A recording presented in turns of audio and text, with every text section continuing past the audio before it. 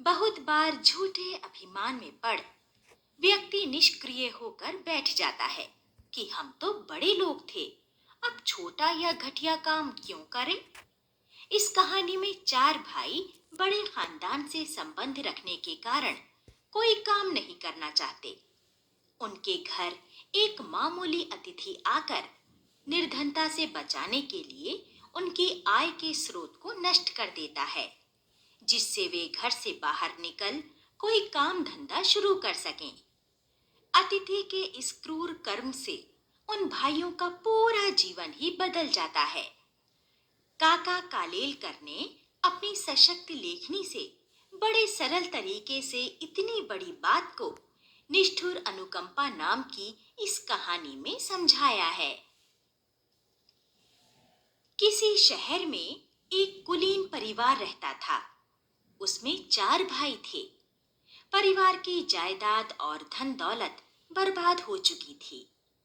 चारों भाई हुनरमंद और पढ़े लिखे थे, फिर भी वे अपनी पुरानी खानदानी इज्जत के कारण कहीं कोई नौकरी चाकरी या काम धंधा नहीं कर पाते थे। घर की गरीबी दिनों दिन बढ़ रही थी। औरतों का सारा जेवर भी लुके छिपे कम दामों पर उन्होंने बेच डाला। आखिर एक दिन ऐसा आया कि घर में कुछ भी ना बचा और खाने पीने के लाले पड़ने लगे। अब क्या किया जाए? उनके घर के पास बगीचे में सहीजन का एक पेड़ था। उसके फलने का मौसम था। लंबी लंबी और हरी हरी सहीजन की फलियां डालियों में लटक रही थीं। जब शाम हो जाती और चारों तरफ कुछ सन्नाटा छा जाता, तो उन चारों भाइयों में से कोई एक उस पेड़ पर चढ़ जाता और फलियों को तोड़कर नीचे गिरा देता। कुछ रात बीते एक कुंजड़िन आती और सहीजन की फलियां खरीद कर ले जाती।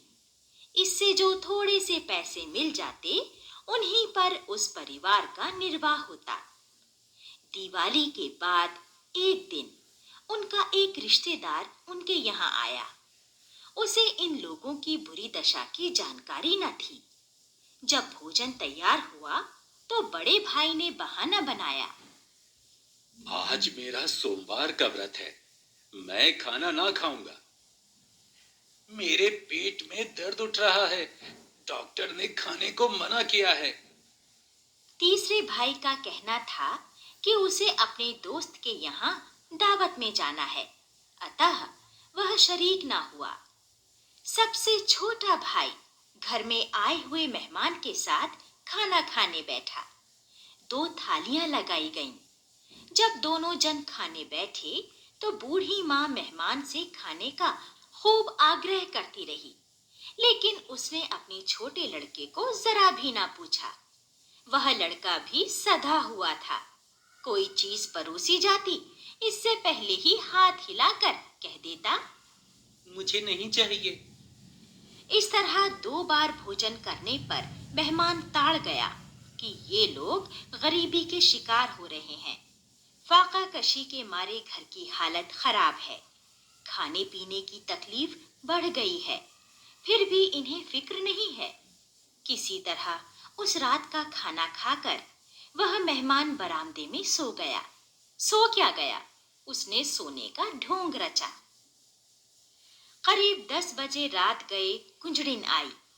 बड़े भाई ने बड़ी सावधानी से बिल्ली की तरह दबे पैरों से पेड़ पर चढ़कर सहीजन की काफी फलियां तोड़ी। कुंजड़िन जानती थी कि इस वक्त इनकी गरज है। वह जो दाम देगी वही ले लेंगे, ज्यादा पैसा उससे ना मांगेंगे। जब बड़ा भाई टोकरी में सहीजन की फलियां लेकर कुंजड़िन के पास आया तो उसने दाम कम दिए और कहा, आजकल सहीजन की मांग नहीं है, मुझे भी बाजार में लाभ नहीं मिलता। अब मैं तुमको पहले की तरह ज्यादा कीमत नहीं दे सकती। तुम्हारी गरज हो तो लो, नहीं तो मैं चली। तुम जितना देना चाहो दे दो, मगर जोर से मत बोलो। बरामदे में हमारे मेहमान सो रहे हैं, जाग जाएंगे। कुंजड़िन ने इस मौके से लाभ उठाकर उन फलियों के दाम और भी घटा दिए। लाचार होकर बड़े भाई को उतने ही पैसे लेने पड़े जितने कुंजड़िन ने दिए। थोड़ी देर में कुंजड़िन चली गई। चारपाइयों पर सब लोगों के जोर जोर से खर्राटे सुनाई पड़ने लगे, लेकिन मेहमान तो जाग रहा था। वह दूरदर्शी तो था ही। उसने सोचा, यह कितना अच्छा प्रतिष्ठित खानदान है। छोटी और बनावटी इज्जत के ख्याल से ये नौजवान लड़के खाने पीने की तकलीफ बर्दाश्त कर रहे हैं और इस मामूली सहीजन के पेड़ के भरोसे अपना गुजारा कर रहे हैं। वह चुपचाप उठा।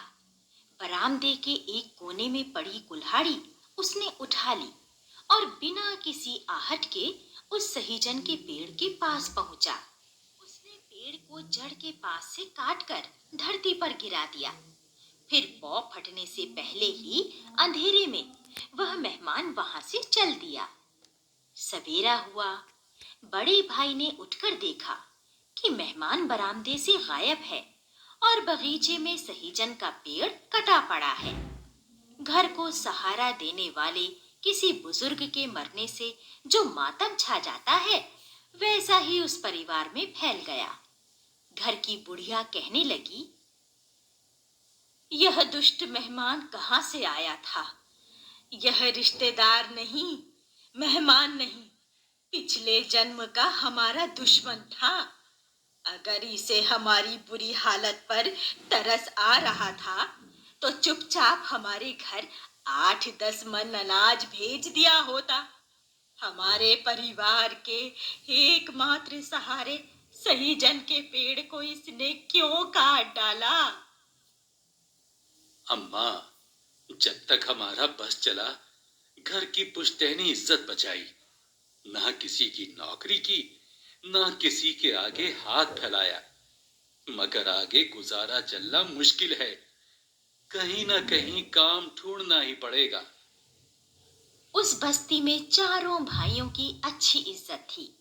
अपने खानदान और अपनी ईमानदारी के लिए वे काफी प्रसिद्ध थे। जहां जाते वहीं लोग उनसे अच्छा बर्ताव करते। एक बड़े धनी मानी सज्जन ने बड़े भाई को अपने यहाँ नौकरी पर रख लिया। अन्य भाई भी कहीं ना कहीं लग गए। 1 साल हो गया। चारों की हालत अच्छी हो गई। घर का काम काज भी ठीक चलने लगा। घर में दूध घी की कमी नहीं रही। दूसरी दिवाली आई। वही मेहमान फिर उनके यहाँ आया। उसने कबूल किया कि आंगन का वह पेड़ उसी ने कुल्हाड़ी से काट गिराया था। उस कठोर कर्म के पीछे उसके दिल में नेक नियति थी, कोई खराब इरादा ना था। घर के लोग भी यह अच्छी तरह जान गए थे। उन चारों भाइयों ने बड़े प्रेम से अपने मेहमान की खातिरदारी की और उसे विदा करते समय कहा, उस दिन आपने हमारा सहीजन का पेड़ नहीं काटा, माना हमारी काहली और बदकिस्मती को काट कर फेंक दिया था। अगर आप हम पर तरस खाकर 10-5 मन अनाज हमारे घर भेज देते तो हम और भी नीचे गिर जाते, पूरे बुजदिल बन जाते। आपने हमारे बगीचे का पेड़ गिराकर हमारी गिरी हुई किस्मत को ही ऊंचा उठा दिया। दुनिया में भाई बंधु हों तो ऐसे हों।